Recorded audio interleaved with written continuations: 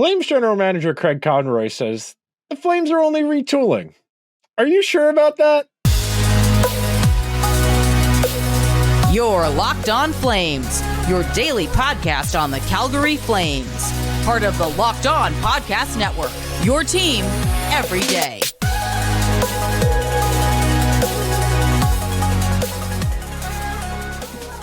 Hello, everyone, and welcome to today's edition of Locked On Flames. I am your host, Nick Zararis. Jess, a little bit under the weather today, so I will be holding it down, and we've got a really fun conversation on deck. Thank you for making Locked On Flames your first listen every single day. We are free and available wherever you get your podcasts and over on YouTube as well. We are part of the Locked On Podcast Network, where we've got you and the Flames covered every single day. Today's episode is brought to you by Sleeper. Download the Sleeper app and use promo code LOCKEDONNHL to get up to a $100 match on your first deposit. Terms and conditions apply. See Sleeper's terms of use for details. So, like I said in the intro there, the other day, Craig Conroy said the Flames, this is only a retool. And on today's episode, we're going to kind of unpack that. We're going to start with conceptually what it takes to rebuild, not retool, because those are two very different things, and it is important we differentiate between them. And the first segment of today's show is going to be dedicated to rebuilding. The second segment is going to be dedicated to retooling. And then our final segment is going to be the best and worst case scenarios for both outcomes. So starting out conceptually, this isn't something we typically talk about when we're talking about sports. This is typically something in the context of the way I'm about to describe how to go about rebuilding.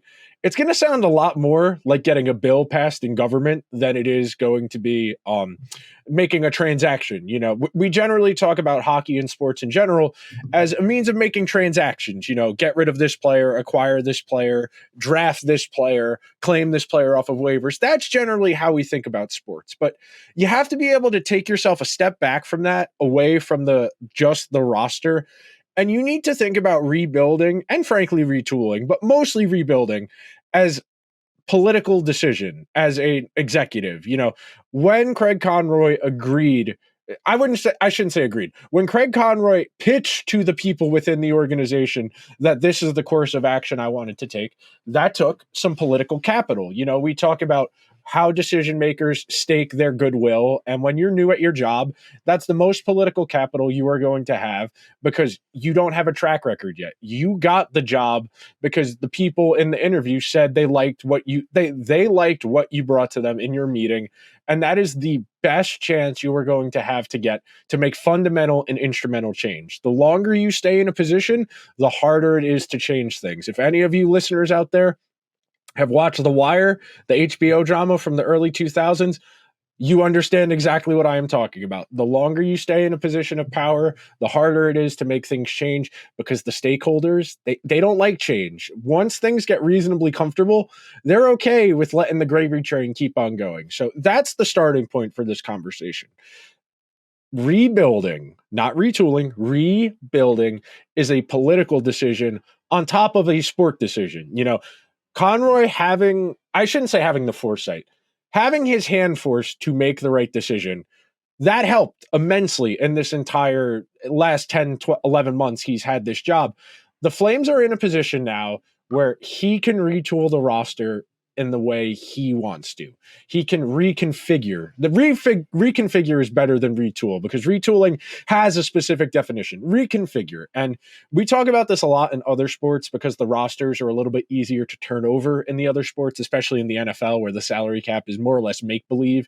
And the roster turnover is so extreme because the average NFL career is only like 3 seasons long. So even reasonable depth players don't hang around that long. You're going to turn over, you know, a good fourth to almost a third of your roster every single NFL offseason, filling out that back half. Hockey, it's a little bit less extreme. You know, we dress 18 skaters on a game day, 2 goalies, and then we'll have 2 or 3 healthy scratches depending on the team. To turn over that much of a roster, you know, a quarter, a third, we're talking about 6 or 7 guys. Teams that are good generally don't have to do that. The teams that are going to turn over 6 to 7 guys in a single offseason, that's not a particularly high quality team. That's a team that's looking to get better by getting rid of guys. And the reason I describe rebuilding as a political capital decision on top of a roster decision, it's not easy to sell your owner and the players you already have and your coach, if your coach has already been there for a couple of seasons, on this vision.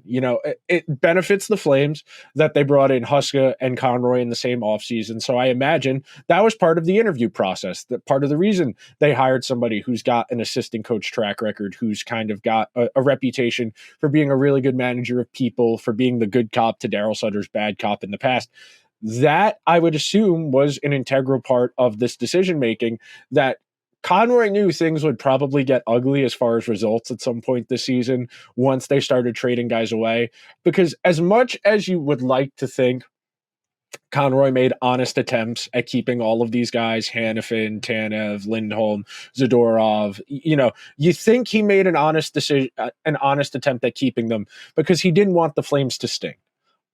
But using our deductive reasoning here, we can process of elimination say, why would he want to lock himself into a team that really underperformed last year and wasn't really great this year? And sure, you got some contributions from guys you weren't expecting. Connor Zary really deserves some Calder recognition, and we'll talk about Connor Zary in the third segment about the best case scenario because he's a key figure in that best case scenario.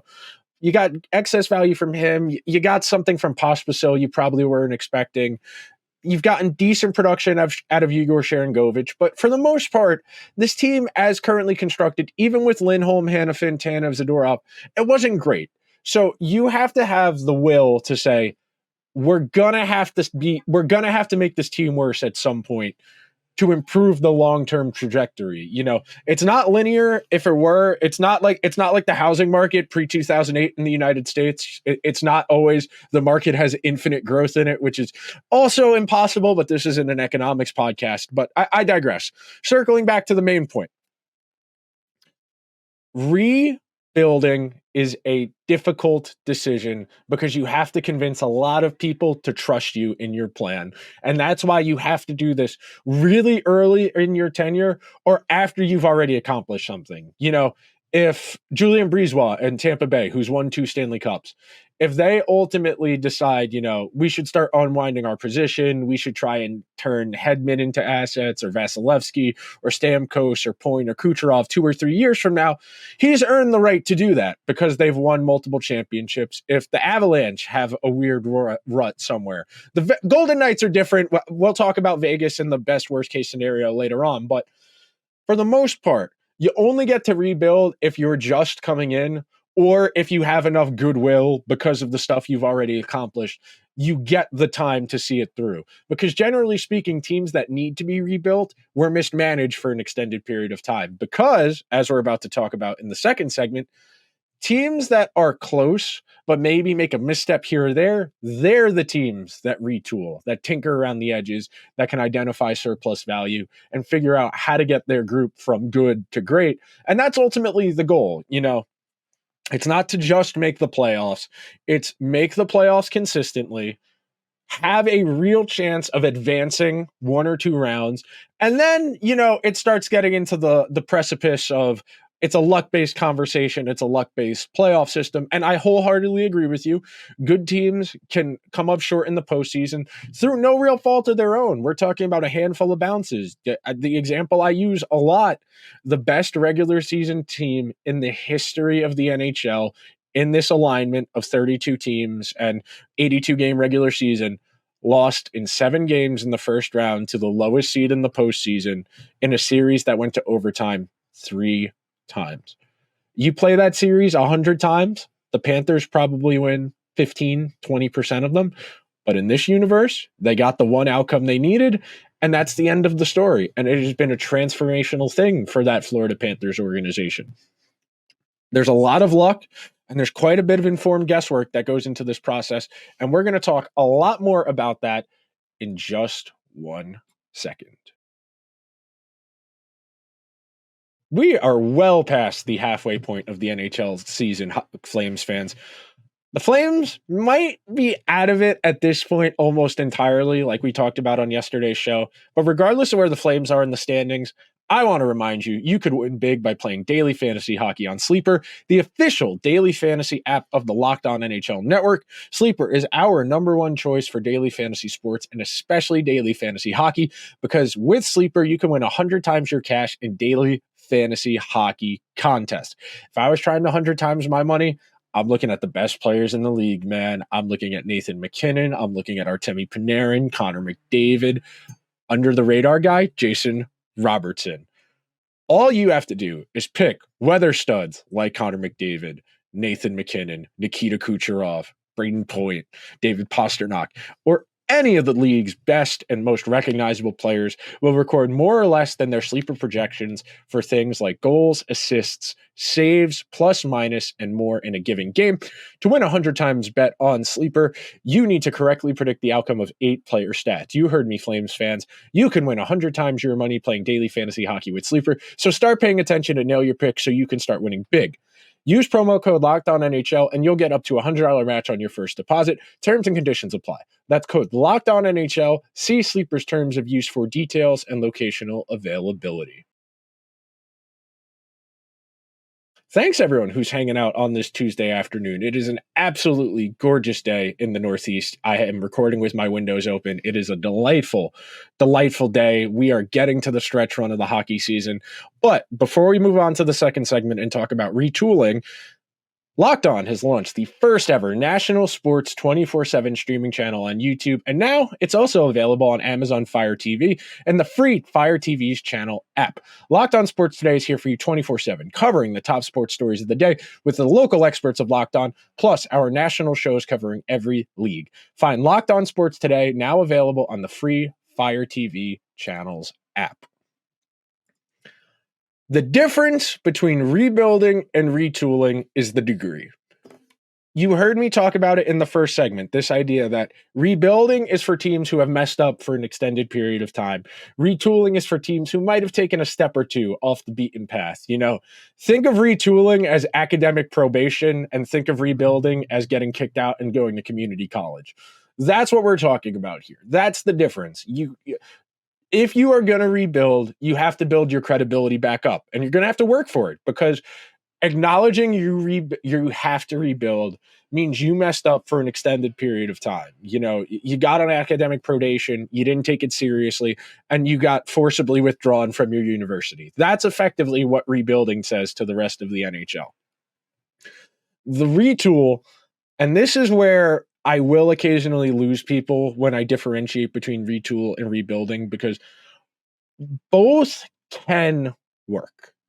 The thing is, retooling, there's a lot smaller of a margin for error in trying to piece it together, because more often than not, teams that opt for the retool, where they have a couple of established players who are good, but they try and speed up the process of acquiring other impact players, and they will either bring in guys and ask them to play a bigger role than they did on their former team, and they won't quite be up for it. They will bring in guys on July 1st, and as we on Locked On Flames like to say, you're going to pay the free agency tax when you bring in guys on July 1st, because that's the one opportunity a lot of guys are going to get to cash out. And you can't begrudge the players because of the way the league is set up. It is hard to get paid what you are worth. So a lot of the time, guys will make up for that, you know, the 7 or 8 years of being paid below what they're worth. And we're going to talk about worth coming up in a minute.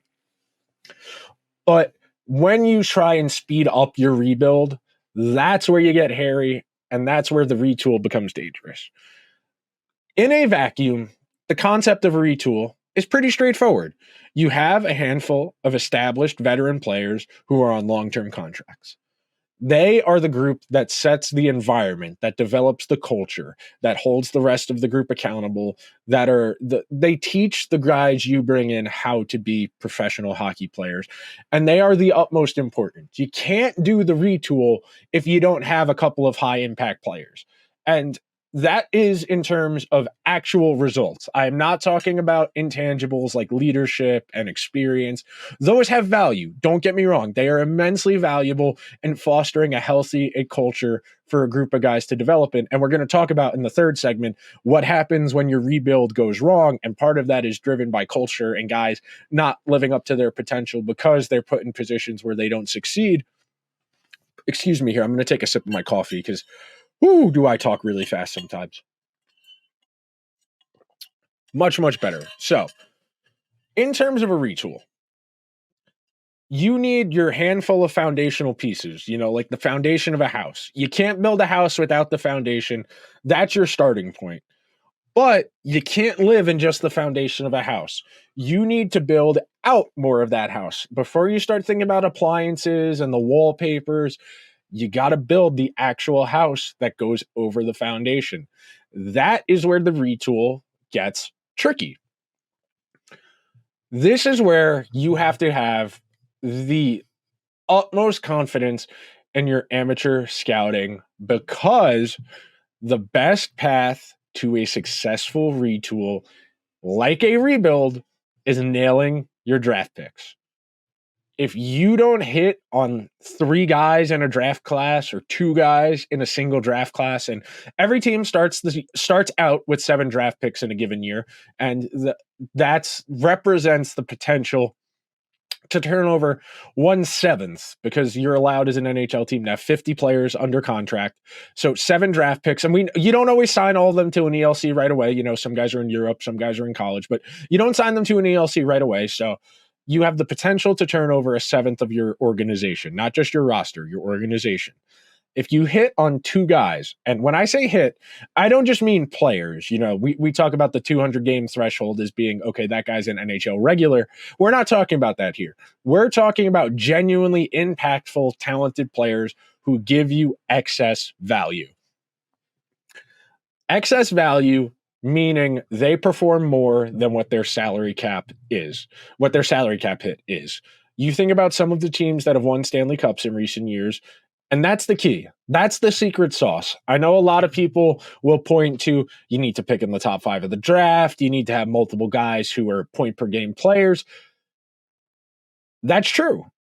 Generally speaking, the guys who are going to give you excess value, who play more than the worth of their cap hit, are those types of guys. Connor McDavid is the best player in the world. And depending on which statistical model you look at, he's worth upwards of $20-25 million against the salary cap, because that's how good he is at hockey. He is the most expensive player in the sport. Actually, no, wait, I lied. Nathan MacKinnon is, because he signed his extension after McDavid. But you get my point here. Same thing with MacKinnon. MacKinnon is worth a lot more than his contract. You know what's funny about the way the Avalanche won the Stanley Cup a couple years ago? It was because Nathan MacKinnon was on one of the best value contracts in the entire league. That is the secret sauce here. It's not just you need good players. You need good players who aren't making what they're worth. And you need to give them a good supporting cast. And the last thing I'll touch on here, as far as the Flames' current roster this season, 2023-2024, the following players are giving the Flames excess value according to Evolving Wild's statistical model, standing points above replacement. There's a dollar amount associated with how many standings points above replacement you are worth as a player. Of the players on the team, Rasmus Andersson, Jacob Markstrom, Igor Sharangovich, Connor Zary, Nazem Kadri, Blake Coleman. We're talking about 6 players giving the Flames excess value based on what they are paid. Now let's unpack that, and I will do this quickly because we only have about a minute till we need to take another break. Andersson is probably your 1D long-term. No questions there. Markstrom, probably not going to be on the team long-term, so goaltending, especially above value goaltending, that'll be a conversation definitely to have down the road. Sharangovich may or may not be a part of the core going forward. He'd be very easy to flip coming off of a career year into a walk year, get more picks into the coffer, and we'll talk about that coming up in the next segment. Connor Zary, building block for sure. Even if he's only a second liner on a good team, he's cheap. He will be cheap for a couple of seasons. Definitely a building block. Kadri, having a really nice second season in Calgary. He will be one of the faces of this team during this transitionary period. Blake Coleman, I can see a world where the Flames look to move him in the next year or so to get some value back, because he's a good player still and could do a lot for a contending team, more so than what he can do on a rebuilding Flames team. But Blake Coleman is a valuable hockey player, and that is something worth considering. And coming up next, we are going to talk about the best and worst case scenarios for rebuilding and retooling. Passion, drive, and patience. What brings home the winning trophy is also what keeps your ride or die alive. eBay Motors has everything you need to maintain your vehicle and level it up to peak performance. From superchargers, roof racks, exhaust kits, LED headlights, and more, whether you're into speed, power, or style, eBay Motors has got you covered. With over 122 million parts for your number one ride or die, you'll always find exactly what you're looking for. And with eBay Guaranteed Fit, your part is guaranteed to fit your ride every time or your money back. Because with eBay Motors, you're burning rubber, not cash. With all the parts you need at the prices you want, it's easy to turn your car into the MVP and bring home that win. Keep your ride or die alive at ebaymotors.com. Eligible items only, exclusions apply. eBay Guaranteed Fit only available to U.S. customers. Thank you for sticking around through the third segment of today's edition of Locked On Flames. Jess, if you're listening to today's episode, I hope you're feeling better. I hope I'm doing a decent job of hosting. This is one of my favorite topics in all of sports to discuss. I find roster construction, I find the political decisions that go into making rebuild versus retool and trading draft picks and prospects for a star. I find this stuff eminently fascinating. I think it's the most abstract way of thinking about the sport. And because hockey, in terms of efficiency, is lagging behind the other North American sports, and that's partly because the way hockey's played, there's a lot more input and there's a lot more variance than there is in football, basketball, or baseball. So I think talking about this stuff conceptually, like if this were an academic class, like if hockey were a school subject, I find it really fascinating to talk about roster construction, because when you look around the league, there's a lot of different ways to do it because it's based on what you learned. And a lot of these GMs, they will mimic what they've seen, the people up the food chain who they've worked with. A lot of GMs have been scouts or assistant general managers or directors of player personnel. They're further down the food chain and they take stuff from the organization they're with. And there is a real value in that institutional knowledge where if you're a good general manager, the guys who learn under you, they go get other jobs with successful organizations. It's the exact same thing as coaches, where coaching staffs get looted for assistants to become head coaches because teams want guys with credibility, and the best reflection of credibility is results. So, speaking of results, if you are in a retool, as Craig Conroy says the Flames are, your best case scenario is far and away the Dallas Stars. It's very straightforward. That team had a couple nice playoff runs with Jamie Benn and Tyler Seguin as the best players on the team. They went to a cup final. They went to another conference final during that tenure. They had Ben Bishop. They had John Klingberg. They had Denis Gurianov, who's still in the league, but, was better a couple of years ago. Alexander Radulov comes to mind. A couple deadlines. They traded for Matt Zuccarello the one year. The Stars hung around the perimeter. Never a cup favorite, but reasonable playoff team. And then they absolutely nailed a specific draft class. The Stars, in a single draft, pulled in Jason Robertson, who is a tremendous hockey player. So I pulled it up while I was recording because I wanted to get the year right. 2017, the Dallas Stars select Miro Heiskanen 3rd overall. They select Jake Ottinger 26th overall. And they get Jason Robertson 39th overall. Those are 3 foundational pieces that all in one draft. That's why, like I said before, luck is an integral part of making this work. They moved up in the draft. I want to say they had the 8th or 9th odds. They ended up picking 3rd, and they got a franchise defenseman in Heiskanen, who I won't say he's definitely going to win a Norris at some point in his career, but it's not impossible. It is certainly within the realm of possibility Heiskanen wins a Norris. Jake Ottinger had one of the best playoff series I have ever seen from a goalie against the Flames 2 years ago. The Stars ultimately lost that series, but based on his track record at the NHL level and in college, you think Jake Ottinger is your franchise goalie. And Jason Robertson is going to be on the American Olympic team in 2026. He scored 40 goals last year. He's big, he's fast, he's physical. And then they continued adding to that group. They have gotten so much more out of Tyler Seguin and Jamie Benn. They drafted Wyatt Johnston. They drafted Ty Dellandrea. They drafted Thomas Harley. They drafted Logan Stankoven. They drafted Rope Hintz. That is the type of success you need. And you heard me. We're talking about nailing 5 or 6 different draft picks. I'm pulling up their cap friendly now as we look. They drafted Rupe Hintz. They drafted Jason Robertson. They drafted Ty Giandria. They drafted Wyatt Johnston. They drafted Stankoven. They drafted Thomas Harley. They drafted Miro Heiskanen. They drafted Essa Lindell. When you draft that well, where, more than half of your roster or close to half of your roster is draft picks, you are going to save so much money on your team because all of those guys are going to be on ELCs, then they'll be restricted free agents, and you will have a lot of kicks at the can to make it work. The mid-tier success of that process, I am putting the Rangers, the Los Angeles Kings, and I'll be generous and I'll put the Detroit Red Wings here. Those teams are all playoff teams more likely than not. I know Detroit's had a rough few weeks, but I expect them to kind of get ahead of Tampa Bay just because Tampa Bay is so injured. And even if they're not, Detroit's slowly but surely taking steps. It's just the players they have aren't great. Like, I like DeBrincat. I like Dylan Larkin. I like Lucas Raymond. I like Moritz Seider. I like a lot of their guys, but they splurged on the free agents. Sherratt, Andrew Kopp.